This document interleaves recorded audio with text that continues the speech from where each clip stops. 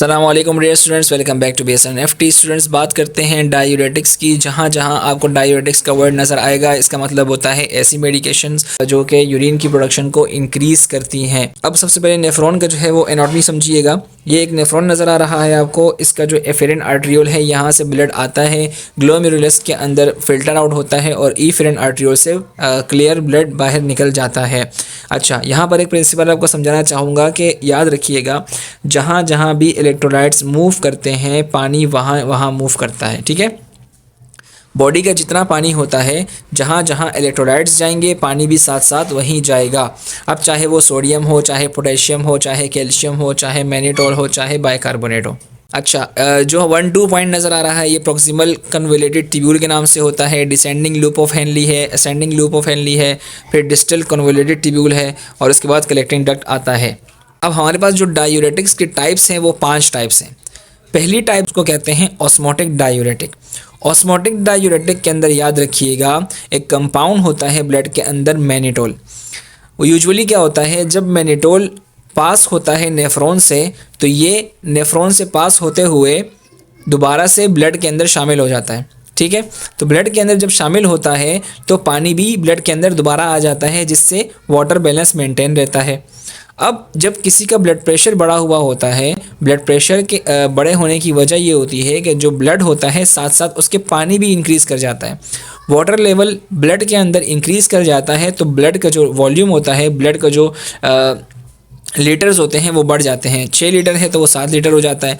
तो ये ब्लड के बढ़ने की वजह से ब्लड प्रेशर इंक्रीज़ हो जाता है। समझ आ रही है? अच्छा, अब मैग्नीटोल जो है, अगर वो ब्लड के अंदर दोबारा से चला गया, तो मैंने आपको क्या बताया, जहाँ जहाँ मैग्नीटोल जाएगा पानी भी उसी तरफ जाएगा।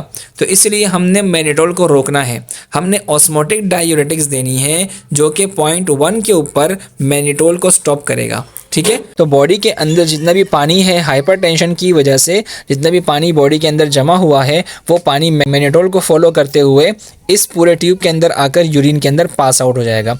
ठीक है, जब पानी और मैग्नीटोल यूरिन के अंदर पास आउट हो जाएगा, तो हमारा डायूरेटिक्स का काम क्या था, तो यूरिन को पास करवाना। तो यूरिन के अंदर पानी और मैग्नीटोल दोनों पास आउट हो गए और यूरिन ज़्यादा बन के निकल आया। तो ऑस्मोटिक डायूरेटिक समझ में आ गया होगा आपको। कहाँ ये होता है, प्रॉक्सिमल कन्वोल्यूटेड ट्यूब्यूल के अंदर। अब जो 0.2 आपको नज़र आ रहा है, यहाँ पर नॉर्मली क्या करता है, सोडियम बाइकार्बोनेट यानी कि NaHCO3, ये सोडियम बाइकार्बोनेट बॉडी के अंदर दोबारा चला जाता है फिल्ट्रेशन के टाइम पे। लेकिन जब हमें नहीं चाहिए होता, ब्लड प्रेशर इंक्रीज़ होता है, तो हम इस सोडियम बाइकार्बोनेट को भी निकाल देते हैं कार्बोनिक एनहाइड्रस इनहिबिटर्स देके। कार्बोनिक एनहाइड्रेस इनहिबिटर्स क्या करते हैं, सोडियम बाइकार्बोनेट की रीएब्जॉर्प्शन को 0.2 पर रोक देते हैं और वो दोबारा से ब्लड के अंदर नहीं जाता। और साथ साथ क्या करता है, जब यहाँ पर ये अटक जाता है तो ये अपने साथ पानी को भी खींच लेता है और पानी को भी खींच कर ये अपने साथ यूरिन के ज़रिए बाहर निकाल देता है। तीसरी बात करें लूप डायूरेटिक्स की, तो ये असेंडिंग लूप ऑफ हेनली के अंदर 0.3 जो आपको नज़र आ रहा है, यहाँ पर क्या चीज़ निकालेगा, सोडियम।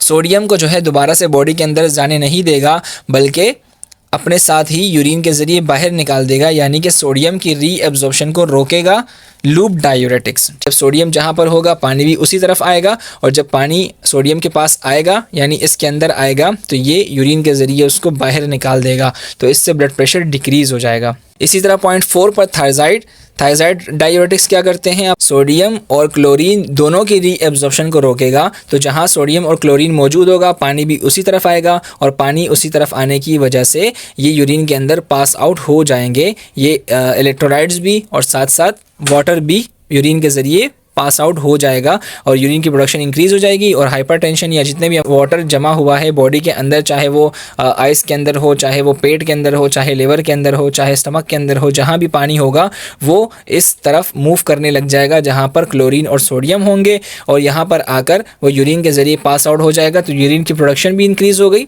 साथ साथ क्या हुआ, हमारे पास जितनी हाइपरटेंशन है, जितने हमारे पास एसाइड्स हैं, जितना कंजस्टिव हार्ट फेलियर है, वो सारा भी कम हो जाएगा किसी हद तक। ठीक है, पॉइंट नंबर 5 की अगर हम बात करें, तो पॉइंट नंबर 5 के अंदर क्या होगा, पोटेशियम स्पेरिंग डायूरेटिक्स काम करेगा। ये क्या काम करेगा, ये निकालेगा आपका सोडियम और क्लोरीन, ये भी निकालेगा बाहर। लेकिन इसका एक फ़ायदा ये है कि ये पोटेशियम का लेवल बैलेंस करता है, पोटेशियम को बाहर निकलने नहीं देता। ठीक है, सोडियम और क्लोरीन जैसे ही डिस्टिल कन्वोल्यूटेड ट्यूब्यूल के अंदर आएंगे, तो पानी भी साथ अपने खींचेंगे और पानी खींचने की वजह से यूरिन की प्रोडक्शन इंक्रीज हो जाएगी कलेक्टिंग डक्ट के अंदर। वो कलेक्टिंग डक्ट से पास होते हुए यूरिन के ज़रिए पास आउट हो जाएंगे। तो बेसिकली ये 5 डायूरेटिक्स हैं, वो अपना अपना काम करते हैं। जैसे ऑस्मोटिक डायूरेटिक्स के अंदर याद रखिएगा मैनेटोल काम करता है, कार्बोनिक एनहाइड्रेस के अंदर NaHCO3 सोडियम बाइकार्बोनेट काम करता है, लूप डायूरेटिक्स के अंदर आपका सोडियम रीअब्जॉर्प्शन रुकती है, थायजाइड के अंदर सोडियम और क्लोरीन दोनों की रुकती है, और पोटेशियम स्पेयरिंग के अंदर सोडियम और क्लोरीन की रुकती है, लेकिन पोटेशियम ब्लड के अंदर वापस चला जाता है, पोटेशियम सेव करता है। ठीक है, अब आप इन टाइप्स को पढ़ेंगे तो आपको बिल्कुल आसानी से समझ में आ जाएगा। अच्छा, क्लिनिकल यूज़ क्या है इसके? ट्रीट और prevent ARF acute renal failure. ये हम क्या करते हैं? एक्यूट रीनल फेलियर को ट्रीट करते हैं, यानी कि जो नेफ्रॉन की काम करने की सलाहियत होती है उसको इंक्रीज़ कर सकते हैं। कंजस्टिव हार्ट फेलियर के अंदर आप दे सकते हैं, कंजस्टिव हार्ट फेलियर के अंदर ये होता है कि हार्ट के जो बाहर की लेयर्स होती हैं उसके अंदर या तो पानी आ जाता है या जो है वो वॉल्स थिक हो जाती हैं, जिसकी वजह से वो सही से पंप नहीं कर पाता और हार्ट फेलियर हो जाता है। SIDs के अंदर आप दे सकते हैं, जिसके अंदर आपका लिवर ख़राब हो जाता है और पेट के अंदर पानी भर जाता है और वो पानी आपने निकालना है तो आप डायूरेटिक्स देंगे, क्योंकि जहाँ पर इलेक्ट्रोलाइट्स होंगे वहाँ पर पानी मूव करेगा तो पानी सारा जाकर यूरिन से पास आउट हो जाएगा। नेफ्रोटिक सिंड्रोम के अंदर आप दे सकते हैं, नेफ्रोटिक सिंड्रोम कहते हैं जब आपका प्रोटीन इंक्रीज़ हो जाता है यूरिन के अंदर, तो आप उसको दे सकते हैं ताकि जो पानी है वो तो बाहर निकले ही निकले लेकिन प्रोटीन को सेव करें। ठीक है, और इसी तरह आप इंट्रा ऑक्यूलर प्रेशर को भी रोक सकते हैं। इंट्रा ऑक्यूलर प्रेशर आपका जो आइज़ होती हैं उसके अंदर वो वाटर होता है जिसको एक्वस फ्लूइड कहते हैं। एक्वस फ्लूइड जो है वो इंक्रीज़ हो जाता है, तो हमने उसको डिक्रीज़ करना है, फ्लूइड को कम करना है, तो हमने डायूरेटिक्स देनी है, क्योंकि डायूरेटिक्स के अंदर आपको पता है कि जहाँ पर इलेक्ट्रोलाइट्स ज़्यादा होंगे वहाँ पर पानी मूव करेगा, तो हमने इलेक्ट्रोलाइट्स को नेफ्रॉन के अंदर, किडनी के अंदर रोकना है ताकि वहाँ पर ज़्यादा से ज़्यादा पानी मूव करे, और पानी मूव करे तो यूरिन ज़्यादा पास हो। एग्जाम्पल्स क्या है? लूप डायूरेटिक की फ्रूसमाइड है जिसका लेसिक्स कहते हैं, potassium sparing, spironolactone, Aldactone. Osmotic diuretic के अंदर ग्लिसरीन आता है, मैनिटोल आता है। अच्छा, थायजाइड के अंदर क्लोरोथायजाइड आता है और डुलारिल आता है, ये पढ़ लीजिएगा। ठीक है, ये बहुत ही कॉमन एग्जाम्पल्स हैं, आपको पता है। अच्छा जी, साइड इफेक्ट्स एंड कॉन्ट्राइंडिकेशन की बात करें तो कॉन्ट्राइंडिकेटेड है उन पेशेंट्स के लिए जिनको एन यूरिया है या हाइपर सेंसिटिविटी है। हाइपर सेंसिटिविटी समझ में आ गया, लेकिन एन यूरिया अगर है तो क्यों नहीं देंगे? क्योंकि जब एन यूरिया होता है तो उस बंदे के जो किडनीज़ हैं वो पहले ही फिल्टर आउट नहीं कर पा रहे हैं, तो आप डायूरेटिक्स पर डायूरेटिक्स देंगे तो वो तो काम करेंगे नहीं भाई, उसके नेफ्रॉन्स ही ख़राब हैं तो वो फिल्टर आउट कैसे करेंगे? ठीक है, वहाँ पर अगर सोडियम और वो रिटेन हो भी गए तो किडनी के रप्चर होने के चांसेस है, नेफ्रॉन के ख़राब होने के चांसेस हैं। ठीक है, तो इसलिए आप उन पेशेंट्स को नहीं देंगे जिनके किडनी फेलियर है या रीनल फेलियर है। अच्छा, नीचे जो साइड इफ़ेक्ट्स हैं, हाइपोवोलीमिया हो सकता है, हाइपोकेलेमिया हो सकता है, हाइपोनेट्रीमिया हो सकता है। हाइपोवोलीमिया का मतलब ये है कि आपका जो ब्लड का वॉल्यूम है वो डिक्रीज़ हो जाएगा, यानी ब्लड प्रेशर कम हो जाएगा बहुत ज़्यादा। हाइपोकेलेमिया का मतलब ये है कि पोटेशियम लेवल कम हो जाएगा। हाइपोनेट्रीमिया यानी सोडियम का लेवल कम हो जाएगा, और मेटाबॉलिक एल्कलोसिस का मतलब बाइकार्बोनेट जो है वो कम हो सकता है। ठीक है, फीवर, वर्टाइगो, हेडेक, वीकनेसेस ये आपकी साइड इफेक्ट्स के अंदर आता है। गाउट और सीजर जो है ये भी आपके साइड इफेक्ट्स के अंदर आते हैं। नर्सिंग केयर के अंदर क्या करेंगे? आप मॉनिटर करेंगे पेशेंट का जो आउटपुट है, urine output, blood pressure, breath sound, edema check करेंगे, वेट चेक करेंगे, इलेक्ट्रोलाइट्स चेक करेंगे उसके। ठीक है, अच्छा, पेशेंट को एडवाइस करेंगे कि वो आराम से उठे बैठे ताकि उसको चक्कर ना आए, डिजीनेस ना हो।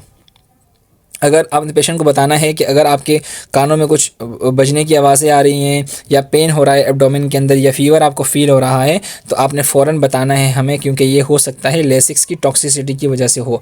लेसिक्स आप दे रहे हैं या बॉडी के अंदर रिटेन हो रहा है, निकल नहीं रहा, तो उसकी वजह से भी ये सारे सिम्टम्स आपको नज़र आ सकते हैं, इसलिए आपने उसको इंस्ट्रक्ट करना है पहले ही। अच्छा जी, इस स्लाइड को ज़रा गौर से समझिएगा। क्रोनोट्रॉपिक इफेक्ट क्या होता है, इनोट्रॉपिक क्या होता है, ड्रोमोट्रॉपिक इफेक्ट क्या होता है। क्रोनोट्रॉपिक इफेक्ट का मतलब ये हार्ट रेट, याद रखिएगा। क्रोनोट्रॉपिक मतलब हार्ट रेट, HR आ रहा है, देखें क्रोनो CHRO, तो CHR हार्ट रेट आ रहा है, तो आपको याद होना चाहिए कि हार्ट रेट इंक्रीज़ या डिक्रीज़ हो रहा है। ठीक है, इनोट्रॉपिक इफेक्ट के अंदर क्या होगा? कॉन्ट्रैक्टिलिटी, यानी कितनी कॉन्ट्रैक्ट हो रहा है, कितना रिलैक्स हो रहा है, तो ये इनोट्रॉपिक इफेक्ट कहलाता है। और ड्रोमोट्रॉपिक इफेक्ट क्या होता है? जब कंडक्शन यानी कि SA नोड और AV नोड जब काम कर रहे हों ज़्यादा या कम, तो उसको कहते हैं ड्रोमोट्रॉपिक इफेक्ट। ठीक है, पॉजिटिव क्रोनोट्रॉपिक इफेक्ट क्या होता है? जब हार्ट रेट इंक्रीज़ हो जाए, और नेगेटिव क्या होगा? जब डिक्रीज़ हो जाए। सिंपल सी बात है। इंक्रीज़ कौन करता है? एड्रेनलिन और एट्रोपिन। डिक्रीज़ कौन करता है? Beta blocker, calcium channel blockers decrease करते हैं। हार्ट की कॉन्ट्रैक्टिलिटी को कौन इंक्रीज करता है? डोपामिन और एड्रीनलिन। और कम कौन करता है? बीटा और कैल्शियम चैनल ब्लॉकर, जो कि कॉमन सेंस की बात है। ड्रोमोट्रॉफिक इफेक्ट जो है इसके अंदर कंडक्शन इंक्रीज हो रही होती है तो पॉजिटिव, डिक्रीज हो रही होती है तो नेगेटिव ड्रोमोट्रॉफिक इफेक्ट। इंक्रीज कौन करता है? डोपामिन करता है। और डिक्रीज कौन करता है? डाइजॉक्सिन, ठीक है, और कैल्शियम चैनल ब्लॉकर। तो आपने देखा कि अगर नेगेटिव हमने करवाना हो तो हमने मेडिकेशन देनी है, और अगर पॉजिटिव हो रही हो तो इसके अंदर खुद ब खुद हमारे पास जो न्यूरोट्रांसमीटर्स होते हैं वो काम कर रहे होते हैं, जैसे एड्रेनलिन, एट्रोपिन, डोपामीन, और ये सारी चीज़ें जो ये काम कर रही होती हैं, ठीक है। ये बहुत ईजी है, सिर्फ ये याद रखना है। क्रोनोट्रॉपिक इफेक्ट मतलब हार्ट रेट, इनोट्रॉपिक इफेक्ट मतलब कॉन्ट्रैक्टिलिटी, ड्रोमोट्रॉपिक इफेक्ट मतलब कंडक्शन एसए नोड और एवी नोड की।